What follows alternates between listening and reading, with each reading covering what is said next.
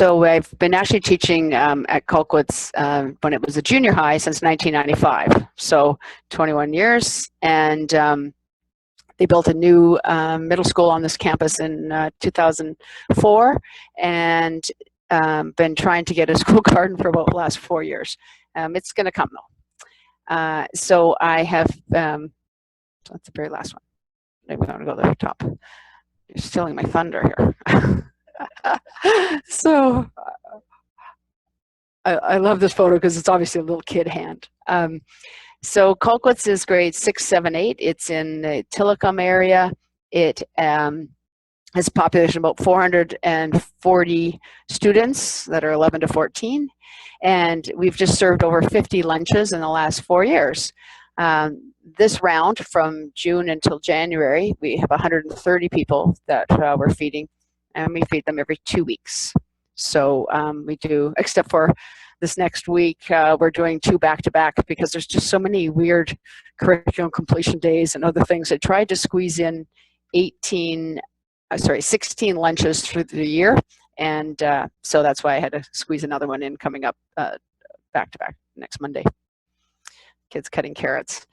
So in 2013, we got a grant, and we from the Farm to School ministry, I guess, of health. We're putting those grants out, and we have a $7,000 grant, and we bought heaps of stuff, 5 trolleys worth of stuff, and we have to Tetris and Rubik's Cube it into the cart that we have that we roll in and out, because we're working on a better system where kids can actually put it all away and it's all labeled, and I'll show you a little bit more of that.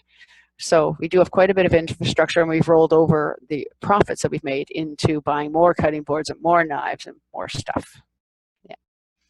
Yeah. We have the space we have is a fridge in the hall. It's out kind of by the band room. You can see it's 20 paces away from the foods room, so not perfect, but at least it provides us a place that we can lock and put all of our stuff. And then now we need a freezer because we get donated buns, and we're looking to, with the Whole Foods grant, to buy a freezer and put it there on the blue wall beside the fridge. Yeah. So basically every 2 weeks we create a bistro atmosphere. Otherwise the kids eat in their classroom with their same friends day in, day out, but we set out 8 long tables, put 8 chairs around each, and they get to mix and mingle, and we do this outside the band room, outside the home ec room, kind of in a space that seems to really have a different feel about it. Really nice. You can see they're enjoying each other, and they supposed to pick up and clean up after themselves. It takes a little bit to set all these chairs and tables out and then to clean it all up, and that's sort of the job of the class that helps me do it. We've got a whole roster of jobs for them, including, you know, tables and chairs. Yeah. This is our station we have for cleaning up, and you can tell that some kids have not washed very many dishes in their lives. The first 2 bins on the left are soapy warm water with little scrubbers, and this I got from Maureen Grieve, who was doing this at Shoreline, and so having kids manage their own dishes, reusable dishes, they compost bin, they scrape off the slop bucket if it's really liquidy is there. Then the 3 bins on the right are bowls, plates, and glasses. Ideally, this whole place that we have this table set up, I would like to get a storage cabinet. It's already been costed out as a couple of $1,000s by the school board, and then put this whole cleanup system on top of the storage cabinet. Instead of trolleys, we could have everything labeled and in cupboards and locked away. It'd be a lot easier for kids to put all the stuff away. It would save me quite a bit of time in the day. So here's the kids in action at the cleaning station. You can see that they're scrubbing and wiping and, yeah, reusable dishes. So I do have a commercial dishwasher. We bought it used a couple of years ago. It does work. I've had it tested, and we got these racks that are about $40 each or $50 each. We've got 4 of those as well. And here it sits uninstalled because we need to retrofit the front counter of the home ec room, which I don't have a photo of because it's about 1 inch short. We'd have to move the stove over and then replace the countertop. And I do have some money to to do that from the Whole Foods grant. So it's just a matter of getting school board people to do that. It'd be disruptive for the home ec room while they're replacing that, so it might be a Christmas time thing. But it would shave off. I have to load and unload our 2 domestic dishwashers 4 times to get everything all washed up at the end of the farm to school lunches. Yeah. So 3 years ago, we actually started it with just parent volunteers. We didn't have very many kids involved. I was volunteering my time, and I ran it on a day that I didn't get paid and I didn't officially work.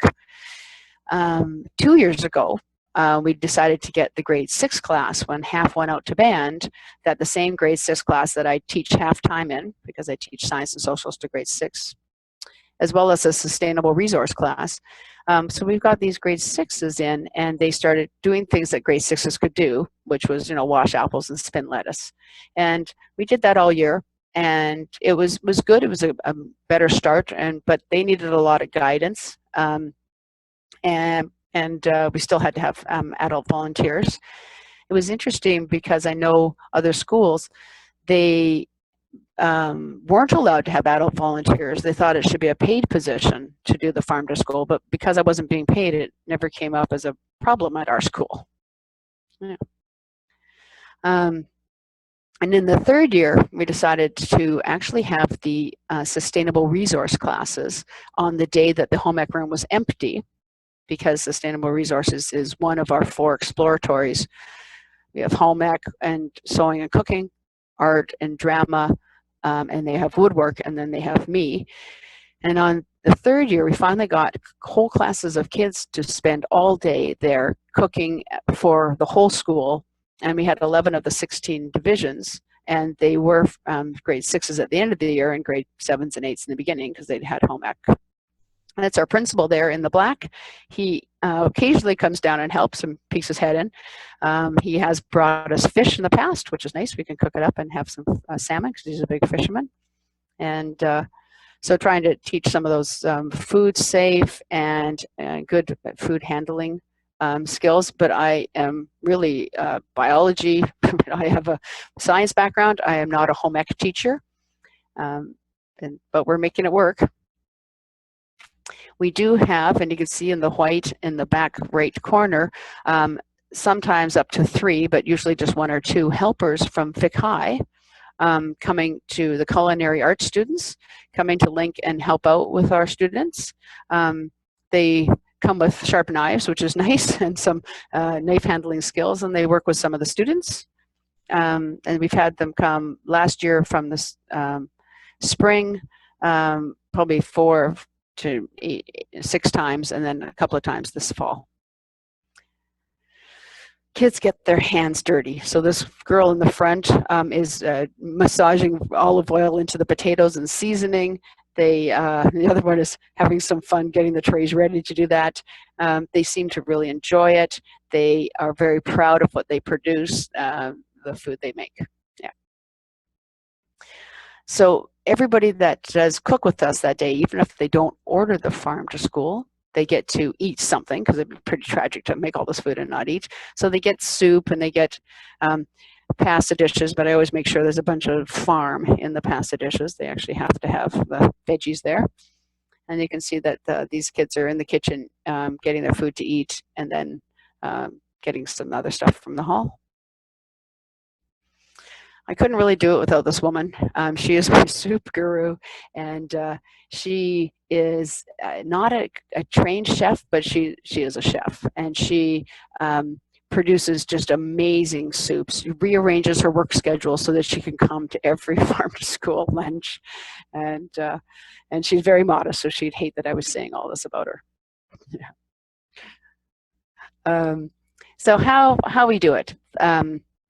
This woman at the front sitting down is an EA that manages our lunch program for vulnerable students, and she is managing the list of kids. And the woman in the blue on the right is also a youth and family counselor, and I think she just at that point had asked me, that some child needs to have some lunch today.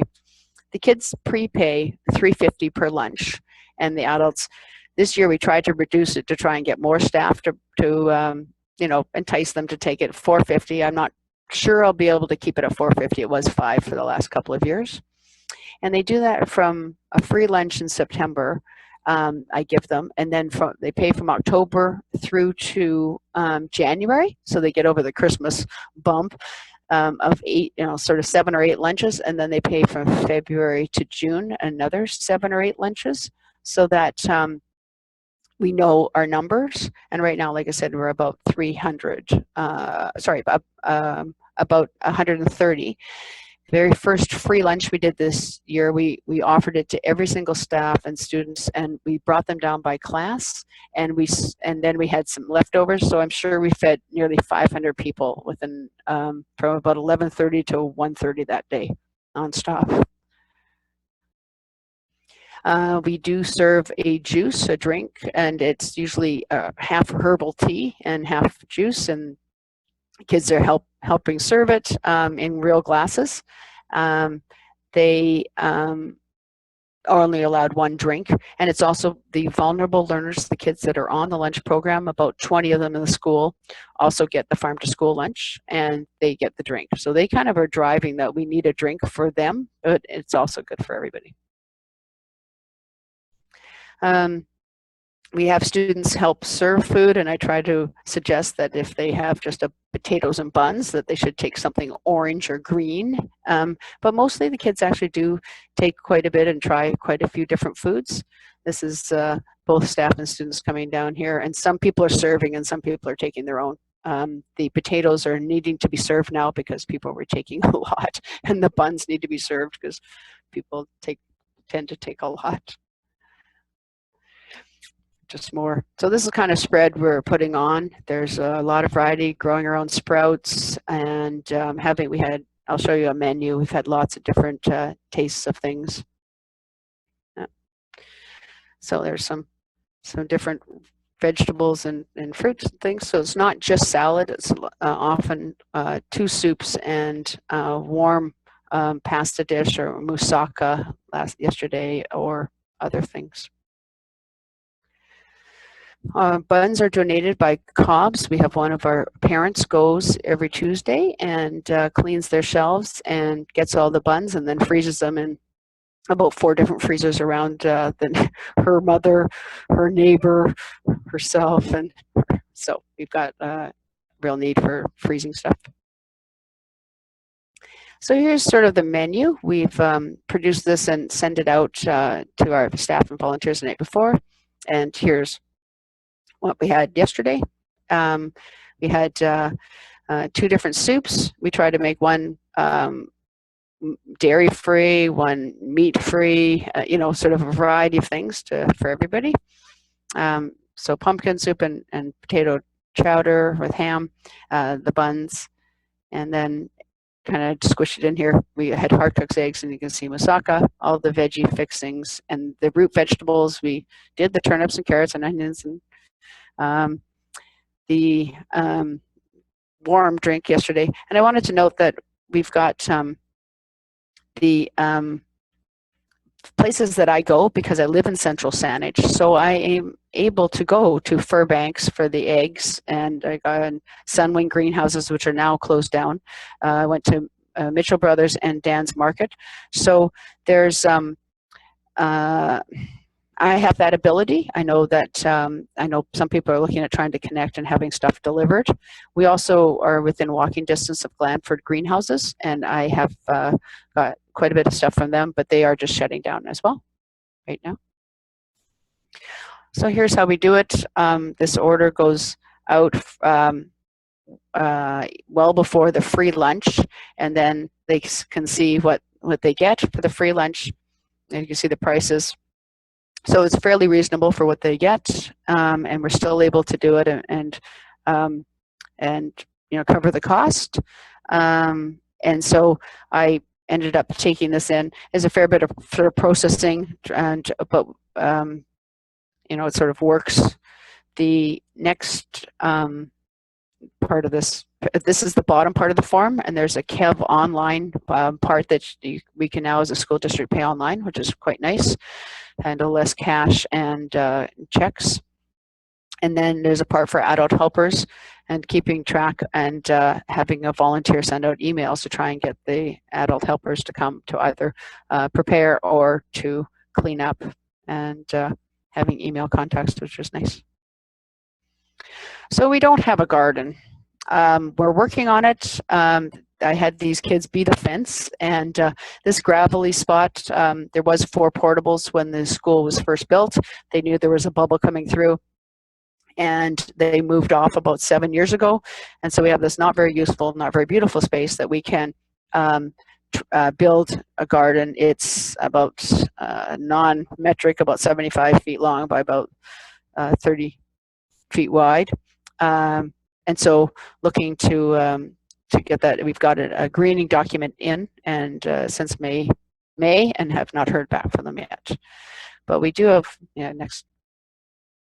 do have a few places we do grow greens. So these are stock tanks that I bought at Bucket Fields and drilled holes in, and we have dirt, and they're out by our woodwork shop. There's a kind of a fenced-in, caged area.